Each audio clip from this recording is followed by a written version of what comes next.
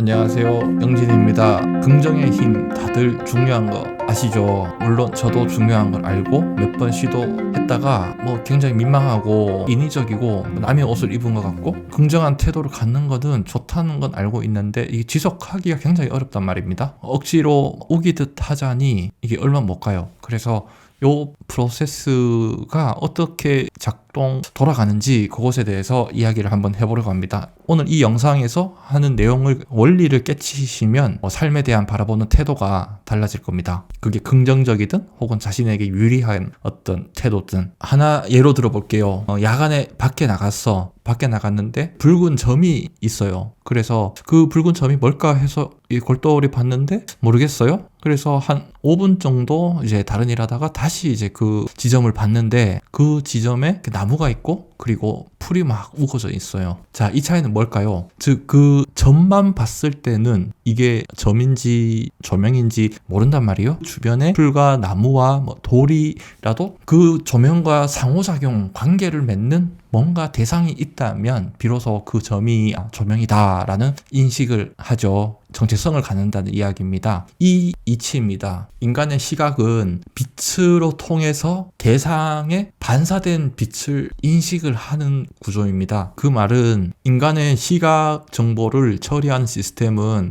대상 그 자체로 들어오는 오브젝트를 인지를 하는 게 아니고요. 빛에 의해서 반사된 정보를 눈이, 망막이 그 데이터를 처리를 해서 시신경에 정보를 보내고 그게 또 뇌로 전달을 해서 우리에게 사항을 보여주는 거거든요. 이러한 메커니즘이 인간의 의식의 체계와 굉장히 유사하다는 점을 찾았어요. 앞전에 조명 이야기 그 사례로 다시 한번 이야기를 하면 우리가 봤을 때 눈으로 들어온 그 정보는 붉은 점이 끝이었어요. 그런데 그 나무와 어떤 풀과 돌이 주변에 관계를 맺었을 때 비로소 그 점이 저희한테 뜻으로 다가왔어요. 해석이 됐단 말이죠. 이 원리입니다. 카를로 로벨리의 나 없는 존재하지 않는 세상이라는 책이 있는데요. 그 1분 과학이라는 유튜버가 소개하는 영상을 봤는데 영상에도 책에 전달하는 메시지가 관계라는 메시지더라고요. 그 책을 절대로 진심으로 베끼지 않았어요.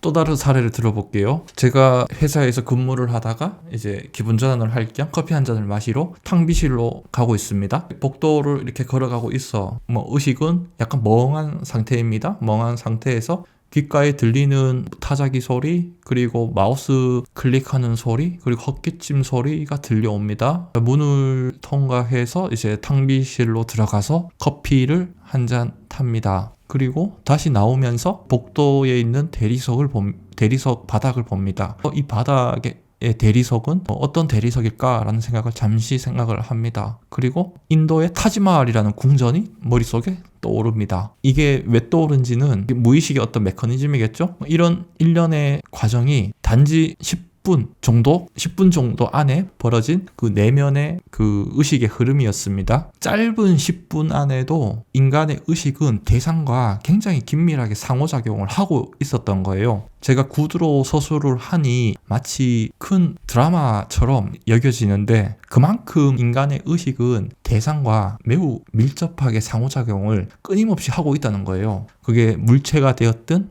생각이 되었든요. 학군 좋은 데가 땅값이 많이 비싸죠. 그 이유가 그 학생들이 공부를 하는 그 인프라가 친구들이나 그리고 학원이나 인프라가 굉장히 잘 갖춰져 있습니다. 그래서 다른 교통이라든지 다른 조건도 있지만 그 부분도 하나의 그 요소라는 겁니다. 이처럼 그 아이들이 성장을 하는데 의식하든 의식하지 못하든 그런 상호작용을 통해서 주거니 받거니 성장을 해 나간다는 겁니다. 옛말에 그 친구를 보면 그 사람 안다 그런 말이 있죠. 그 말도 엄밀하게 따지면 관계에서 정체성을 찾을 수 있다는 겁니다. 그 사람을 보는 것도 중요한데 그 사람과 상호작용하는 그 대상을 봤을 때 그 사람이 어떤 말투를 쓰고 어떤 뉘앙스를 갖고 어떤 느낌인지에 따라서 가늠해 볼 수 있다는 겁니다. 이것도 소두의 사례로 들었던 그 조명과 나무와 풀과 그런 사례와 굉장히 유사하죠. 관계 안에 있다는 겁니다. 그래서 자신의 외부적인 환경을 연출을 하는 것도 굉장히 중요하고요. 그리고 그런 상황을 자신이 의식하고 해석하고, 이 시퀀스도 굉장히 중요하다는 겁니다. 외부적 환경을 연출하는 거는 사실 현실적으로 한계가 있어요. 강남에 이사를 가려면 땅값이 많이 비싸죠. 혹은 지금 당장 어딘가로 이사를 하기에도 굉장히 무리가 따릅니다. 하지만 자신이 있는 환경에서 자신이 인식 그리고 해석을 바꾸는 거는 자신의 당장 지금 할 수 있는 것입니다. 우리가 거울을 봐요. 거울을 보면 거울에 비친 자신의 모습이 보이죠. 자신이 만약에 웃고 있다, 그러면 거울 속에는 자신도 웃고 있어요. 울고 있다, 울고 있어요. 이게 같은 이치예요. 찡그린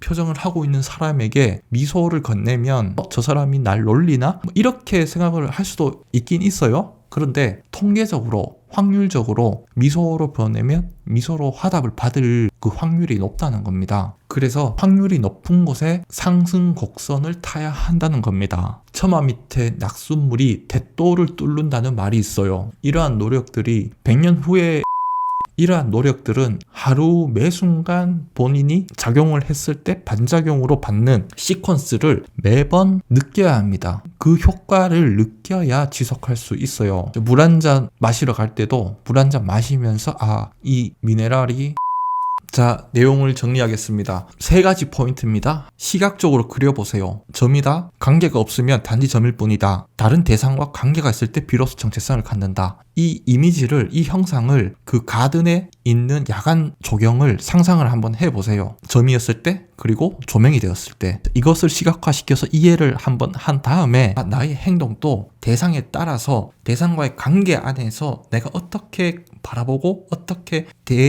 우하느냐에 따라서 그게 돌아온다는 이런 반사적인 어떤 프로세싱을 이해를 한번 해보십시오. 그리고 또 하나는 서서히 바뀌는 거긴 한데 100년, 몇십 년 걸리는 게 아닙니다. 매번 할 때마다 돌아옴을 느껴야 합니다. 인지를 해야 합니다. 그랬을 때 지속할 수 있어요. 그리고 또 하나는 물꼬를 이렇게 틀자는 데에 의의가 있어요. 그러니까 하루아침에 안 바뀌어요. 이게 수많은 관계 안에서 정체성이 차츰차츰씩 커지는 겁니다. 상황에 따라 다르겠지만요. 처음에 이렇게 물꼬를 터놓으면 인식을 하고 해석을 했더니 나에게 좋은 점이 뭐더라. 이러한 시퀀스를 처음에 만들어 놓으면, 그리고 이렇게 만들어 가려고 계속해서 노력하다 보면 처음에 미미한데 이게 스노우볼이 되어서 굉장히 큰 복리 효과로 다가옵니다. 내용이 조금 어려울 수 있는데 최대한 쉽게 풀어보려고 노력을 했습니다. 오늘은 여기까지 이야기하겠습니다. 감사합니다. 영진이었습니다.